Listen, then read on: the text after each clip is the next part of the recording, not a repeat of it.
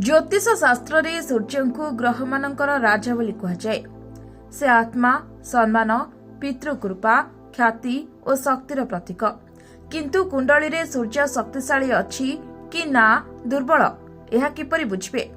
आज ही दुईटर स्पष्ट लक्षण विषय जानिबा। शक्तिशाली सूर्यर लक्षण। जो व्यक्ति कुंडली रे सूर्य बलवान थिबे सेमानक अवरा नजर पड़े।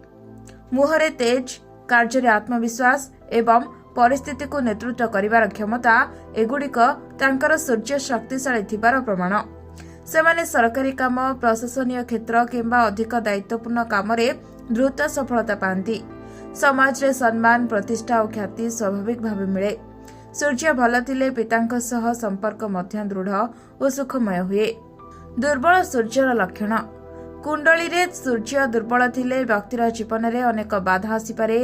निम्न आत्मविश्वास, निष्पत्ति नेबारे समस्या, कार्य क्षेत्र में उन्नति धीर हेबो एवं पितांक सह मनमालिन, एही सबु दुर्बल सूर्यर सूचना।